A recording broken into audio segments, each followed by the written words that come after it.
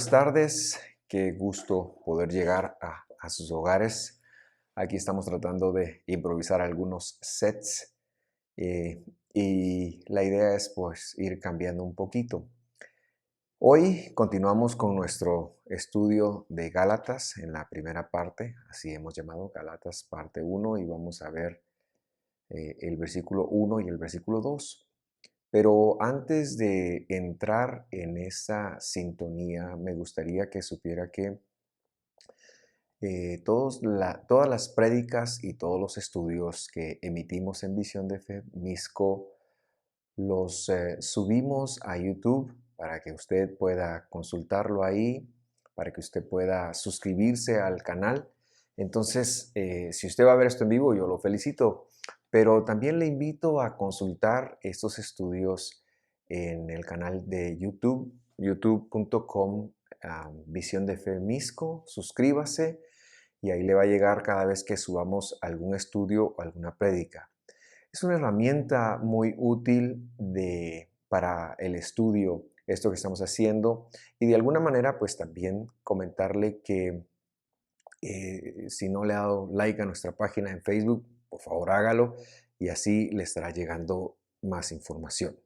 Muy bien, en la clase anterior vimos un poquito quién era Pablo, su contexto, su verdadero nombre. Pablo se llamaba Shaul. Y vimos cuál es la función apostólica, que es un apóstol, y llegamos a la conclusión de que era un plenipotenciario. Y luego aterrizamos en explicar dos conceptos del versículo 1. Voy a leer el versículo 1 nuevamente y aparece ahí en sus pantallas de la siguiente forma. Pablo, apóstol, eso ya lo vimos, no de parte de hombres ni mediante hombre alguno, sino por medio de Jesucristo y de Dios el Padre que le resucitó de entre los muertos. Vimos que el nombre original de Jesucristo, Yehoshua HaMashiach, vimos el concepto original y hablamos un poquito de que al griego le es muy difícil ser un idioma teológico porque es un idioma filosófico. El idioma teológico es el hebreo, de donde viene la revelación. Y bueno, yo entonces quería decirle que quiero empezar haciendo una traducción directa de cómo el texto se leería con las herramientas que dimos la semana pasada. Y dice así: Pablo, plenipotenciario de Jesucristo, no de hombre, no por medio de hombre, sino por medio de Yehoshua el Mesías, es decir, Dios Padre, que se despertó de entre los muertos. Es curioso que la palabra que han puesto ahí como resucitar no es resucitar, sino es despertar. La palabra resucitar es otra y el artículo está definiéndolo a él mismo. Entonces, aquí vemos un ejemplo de la unicidad de Dios tan hermoso en donde dice de Jesús el Mesías, es decir, Dios Padre que se despertó de entre los muertos. Y esa frase también implica que Él, bendito sea su nombre, será el primero o fue el primero en haber se despertado de entre los muertos para nunca más morir. Todos los otros hombres que han resucitado a lo largo de la historia, que también hubo algunos en el Antiguo Testamento, todos ellos de alguna manera volvieron a morir. Pero Jesucristo, nuestro Salvador, nuestro Redentor, Él nunca más volvió a ver la muerte porque Él es Dios.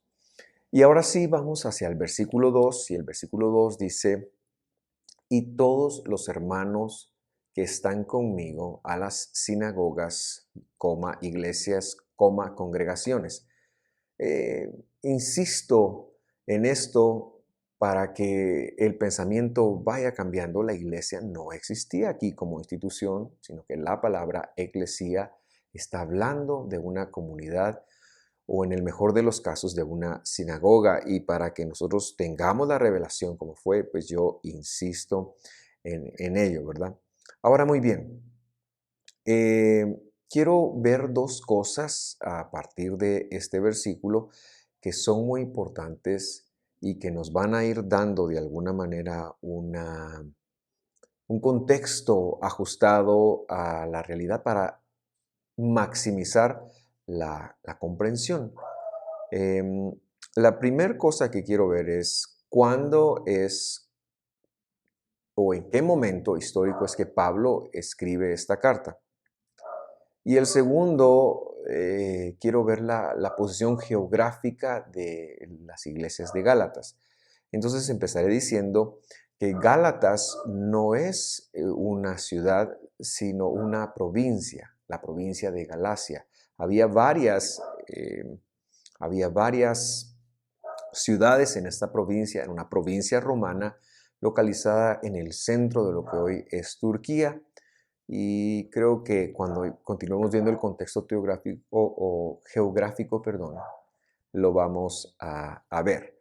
Entonces, para ver el contexto en el que Pablo escribe esta carta, nos vamos a ir a Hechos capítulo 15. Hechos capítulo 15. Dice el versículo 35. Pablo y Bernabé se quedaron en Antioquía. Ellos y muchos otros enseñaban y predicaban la palabra del Señor en esa ciudad. Muy bien, hay una razón histórica de cada carta y hay una razón que Pablo, algún asunto teológico que Pablo quiere corregir en cada carta que escribió. Y por eso en el primero y segundo siglo podríamos decir que estas cartas eran locales. Y es hasta el tercer siglo y cuando ya el canon se va ampliando que estas cartas empiezan como a volverse universales, pero de primero eran cartas locales. Por lo tanto, nos compete mucho saber cuáles son los eventos que traen como o ponen a Pablo en la necesidad y el contexto mismo de que Pablo tenga que escribir esta carta. El primer evento que tiene que ver con Pablo escribir esta primera carta que él registra es su primer viaje misionero. Vamos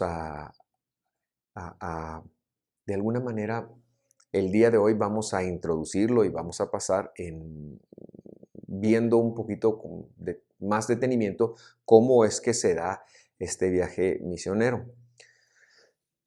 Pero Pablo no escribe porque sí. Pablo escribe porque él ha sido una persona responsable que ha levantado comunidad tras comunidad y ha predicado la palabra del Señor en esas comunidades. Es decir, Pablo le está escribiendo a, a iglesias, a sinagogas, a comunidades que él formó, que él visitó y que él enseñó. Podemos decir que el primer viaje misionero de Pablo duró 3 años, imagínense, 3 años, y vamos a ver cuántas ciudades, fueron 5, 6 ciudades las que Pablo estuvo visitando. O sea, no era como es hoy, ¿verdad? Un fin de semana yo predico, agarro mis cosas y me voy, o como era antes de la pandemia, por lo menos, sino que Pablo realmente, él va, establece una situación, establece una sinagoga, establece una comunidad y luego pues él busca darle el seguimiento y esta carta es el seguimiento. Y la otra cosa que provoca la escritura de esta carta es el concilio de Jerusalén del año 50. Cuando Pablo baja al concilio, y el concilio es algo que vamos a estudiar detenidamente porque tiene mucho que ver con esta carta. Claro, no lo vamos a estudiar hoy porque como lo he dicho antes y lo quiero seguir estableciendo, me interesa que la comprensión y que la información se vaya maximizando y no quiero correr.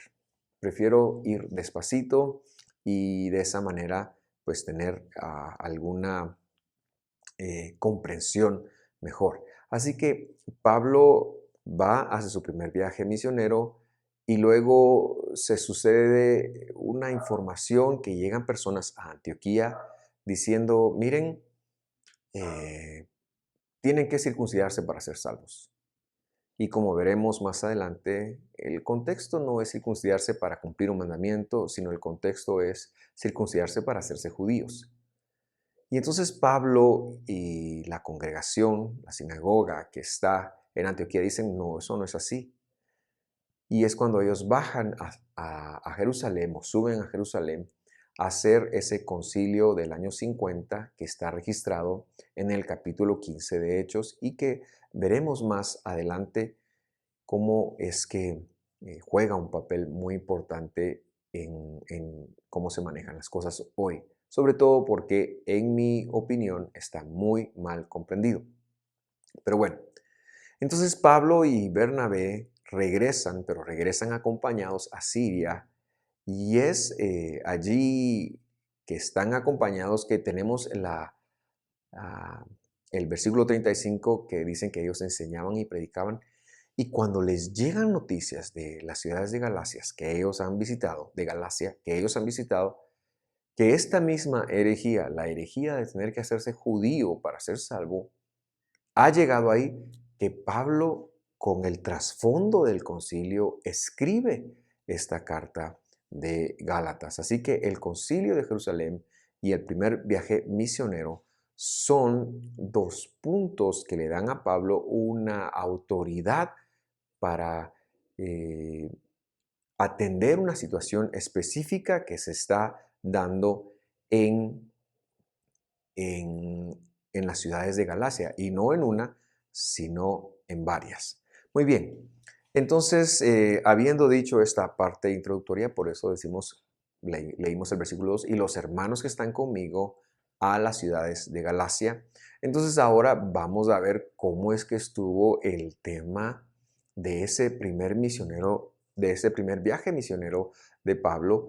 Encontré algunos puntos que quiero compartir y que forman de alguna manera una relación que Pablo entabla con los de Galacia, que por esta razón después él tiene la necesidad de comunicarles lo que está sucediendo. Entonces, quiero invitarle a leer conmigo el capítulo 13 de Hechos, capítulo muy importante.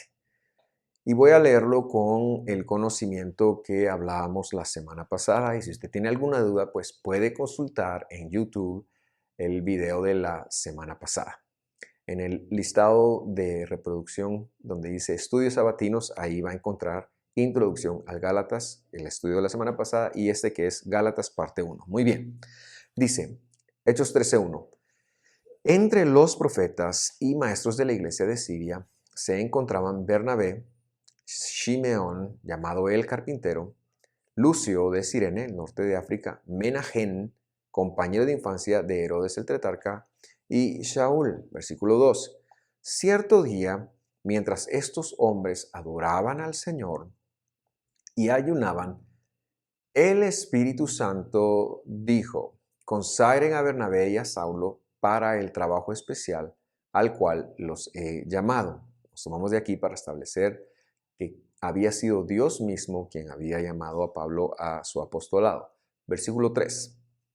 Así que, después de pasar más tiempo en ayuno y oración, les impusieron las manos y los enviaron. Y entonces lo primero que quiero señalar es que Shaul, es decir, Pablo, no está actuando como un satélite, sino es parte de una congregación y es parte de un equipo. No es un hombre que va dando que es porque sí, anunciando porque sí, sino es parte de un equipo pastoral. Y Dios se revela a esa institución, a Antioquía, y le dice, ¿saben qué? Estos dos quiero que vayan y algunos otros quizás se quedaron apoyando con finanzas, apoyando en oración o de alguna manera, no todos van, pero Dios sí escogió a Pablo y a Bernabé o a José, el llamado Barnabá, el hijo de la consolación, para que fuera, ¿verdad? Y esta es la primer ciudad fuera de Jerusalén que tiene una visitación especial de esta índole. ¿Por qué es esto? Porque Dios usa al que Él quiere. Y si yo quiero que Dios me use, yo tengo una gran probabilidad de que Él lo haga, ¿verdad? Así que ponga usted en su corazón el ser llamado al servicio. Versículo 4.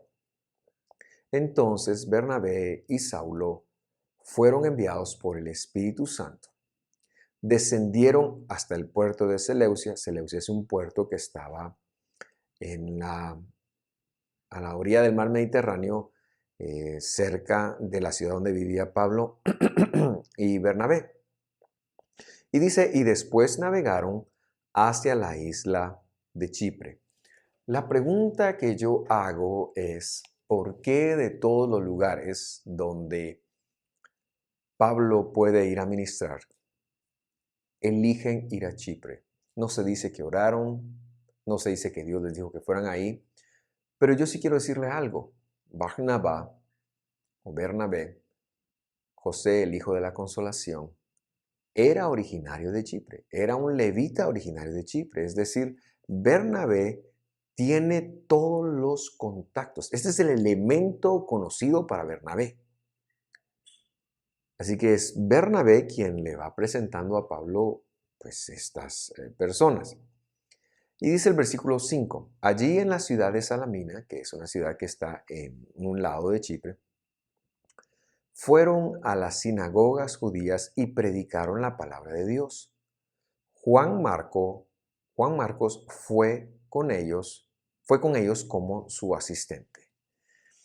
Y yo quiero enfatizar lo que he venido diciendo, pero que creo que es importante para hacer una verdadera conexión y entendimiento de la revelación como se nos dio, ¿verdad? Porque la revelación se dio en un contexto judío, no para que nos judaicemos, porque eso es otro tema y lo iremos descubriendo, pero tenemos que entenderla desde este contexto judío. Ellos no pusieron una carpa en el centro de la ciudad, no hicieron algo que tuviera que ver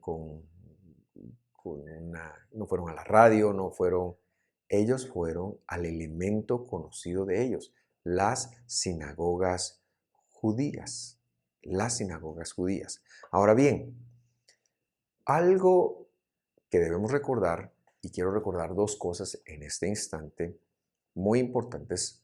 En primer lugar, era la composición de la sinagoga judía. La sinagoga judía estaba compuesta de tres tipos de personas. Primero, los judíos de raza.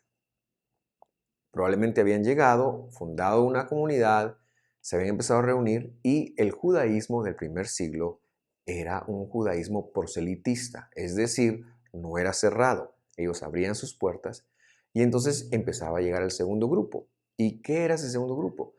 Eran gentiles, o sea, no judíos, que se habían convertido al judaísmo, las mujeres por medio de la mikveh, que es el bautismo, y los hombres por medio de la circuncisión.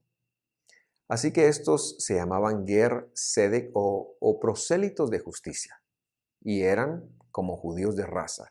Los judíos no tenían empacho a dar a sus hijas en matrimonio, a sus hijos, con los prosélitos de justicia, ¿verdad?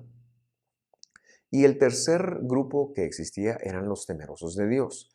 Los temerosos de Dios eran personas que asistían, les gustaban los salmos y la palabra, como ahí se manejaba, pero no se hacían judíos los hombres por el tema de la circuncisión, ¿verdad? Entonces, esto es un elemento importante. Y el segundo elemento importante es que en la teología judía del primer siglo y hasta la actualidad, eso es algo que no ha ido evolucionando, el judío es la única persona que tiene la salvación, ¿verdad?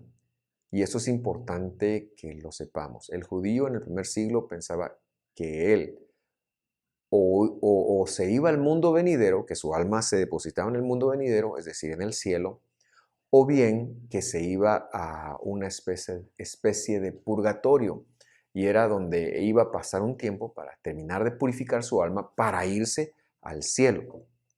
Y ellos creían que todos los gentiles, sin importar cuál fuera su raza o su creencia, ellos sí se iban al infierno.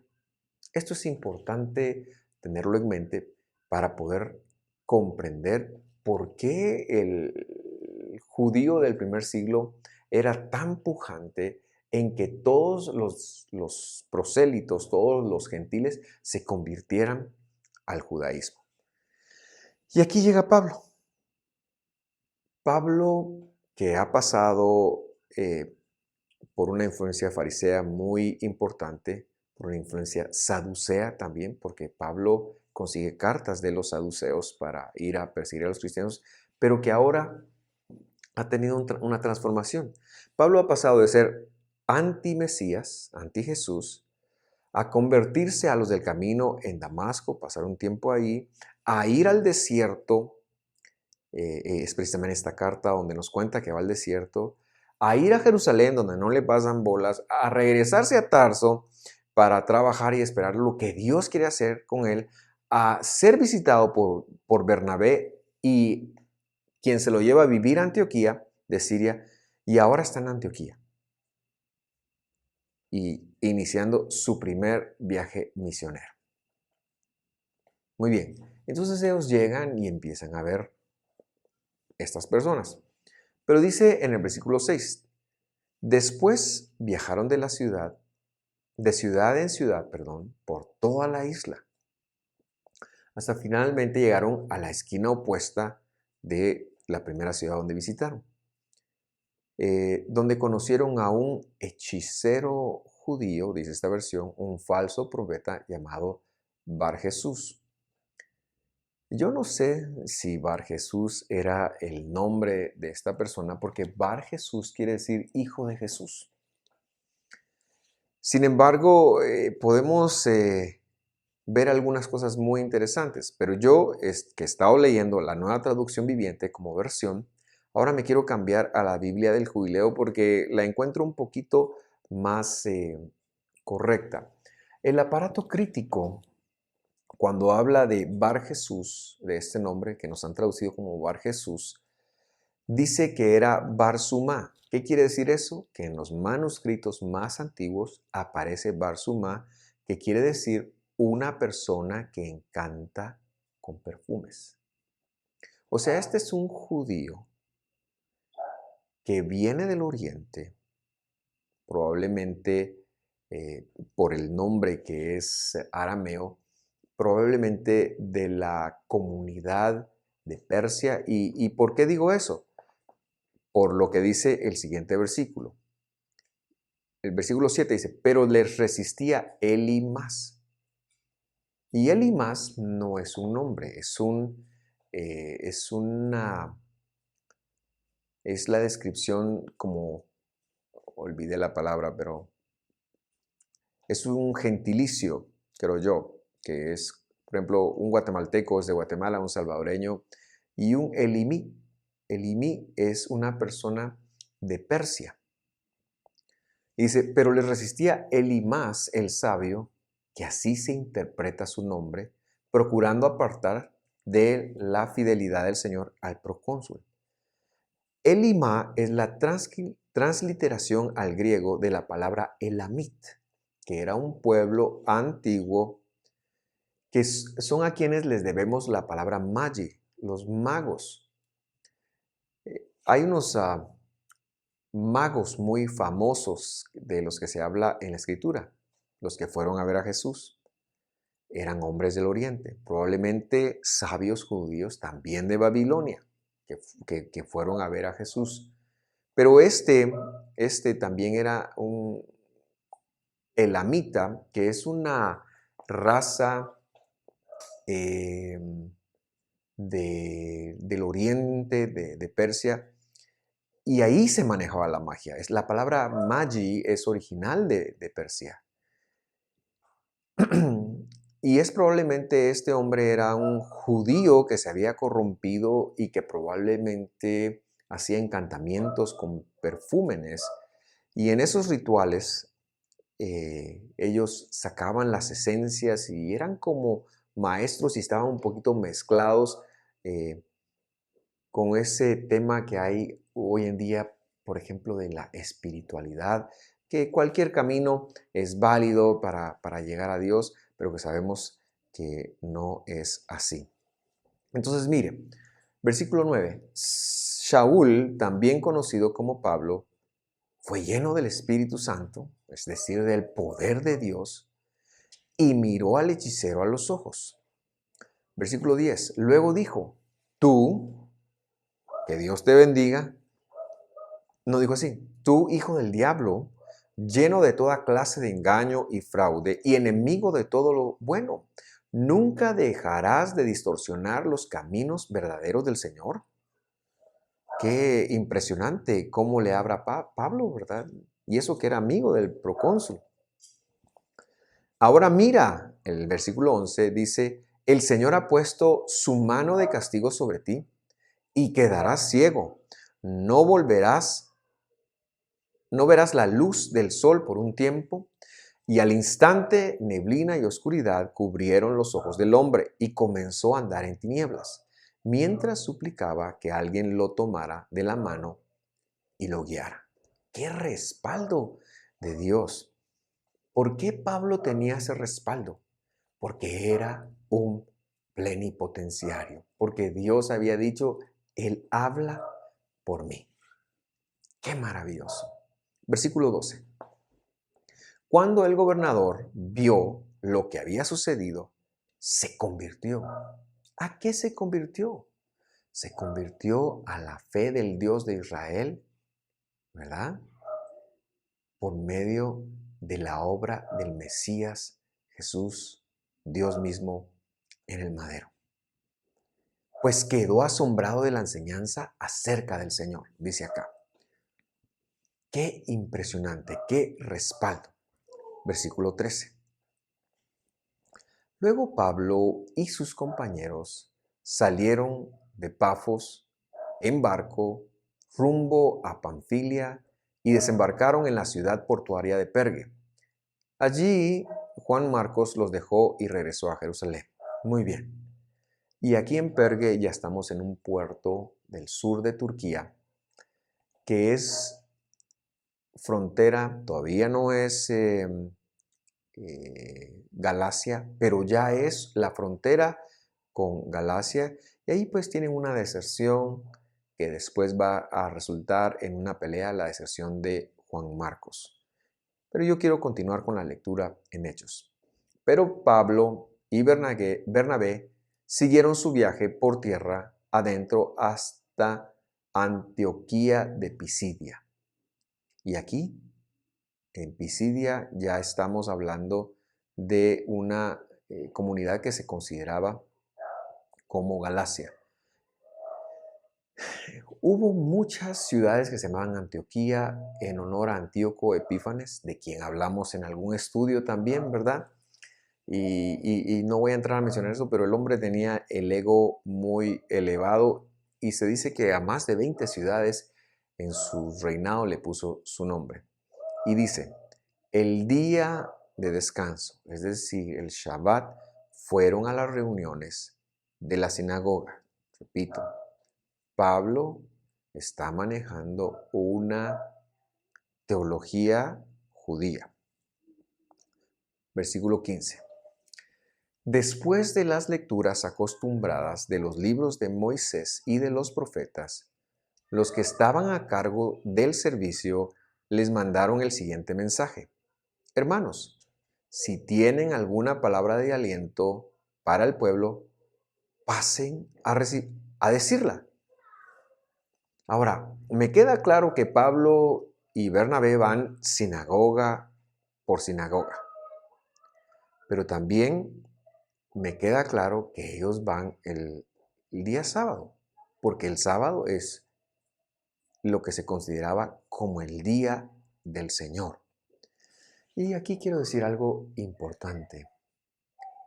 Creo que el cristianismo ha peleado mucho el día del Señor y hemos llegado a querer decir que el día del Señor es el domingo, pero el día del Señor es el sábado. Y eso no ha tenido un cambio y Pablo lo valora con esto. Ahora bien, lo que yo quisiera hacer ahora es recordar un poquito cuál era la liturgia que había en las sinagogas, porque eso se sabe, eso está registrado. Y más o menos en las sinagogas del primer siglo la liturgia era de la siguiente manera. En primer lugar, había una oración, eh, se oraba el Shema en hebreo. El Shema es, para empezar, es la oración de Deuteronomio 6:4, donde dice, escucha el Señor, escucha Israel, Shema Israel, Adonai Eloheinu, Adonai Echad. Escucha Israel, el Señor nuestro Dios, el Señor es uno. Luego se daba lectura a lo que se conoce como la porción semanal. Se piensa que fue Esdras quien distribuyó el Pentateuco, la Torá, en 54 porciones que se leen a lo largo de las semanas del año. Y hay semanas donde se leen 2 porciones, porque hay 54 y son 52 semanas, pero también porque en las semanas de las citas no se leen estas porciones, sino se ven temas de las citas del Señor. Así que se leía el texto en hebreo, luego se leía, eso se llama la porción de la Torá, y luego se leía la Haftará, que es la porción de los profetas. Por eso vemos la referencia que está haciendo las personas que estaban a cargo aquí, que leían las lecturas acostumbradas. Después venía un traductor oral que en las sinagogas de Israel, por ejemplo, hacía una traducción de todo lo que se había hablado al arameo, pero aquí estamos hablando de una sinagoga que probablemente no tenía personas que hablaban arameo, o probablemente sí, yo no lo sé, pero estoy seguro que había una conversión al griego para que entendieran estos prosélitos que de alguna manera estaban queriendo congregarse, ¿verdad? Y después se levantaba un maestro, un rabí, o un maestro, quizás no un rabí, pero un maestro, un rab, y esta persona daba un mensaje de una explicación, y por último tenían una oración de despedida. Así que es en el momento de la explicación donde esta persona le dice a Pablo, miren, ¿ustedes quieren decir algo? Pasen adelante, por favor. Y Pablo, ¿cómo lo aprovecha? Pablo dice, versículo 16, entonces Pablo se puso de pie, levantó la mano para hacer que se callaran y comenzó a hablar. Hombres de Israel, hablándole a los judíos y a los prosélitos de justicia, y ustedes gentiles temerosos de Dios, escúchenme, ¿verdad? Pablo, estamos hablando de que está en Galacia y su audiencia son judíos, gentiles que se han convertido y gentiles que no se han convertido, que es donde va a formar su fuerza. Y él les dice, escúchenme. Y la próxima semana vamos a ver el impresionante mensaje de Pablo en su primera charla en Galacia, porque es importante entender de primero lo que él les dijo y para entender por qué les escribió lo que él les escribió después. Entonces, yo quería dejar el estudio acá, recordarle que mañana a partir de las 10 de la mañana estaremos teniendo nuestro servicio, decirle que lo esperamos. Si usted tiene algún comentario, alguna pregunta, déjelo allí por favor y no olvide visitar nuestro canal en YouTube. Que Dios lo bendiga y que siga teniendo un placentero sábado. Muchas bendiciones.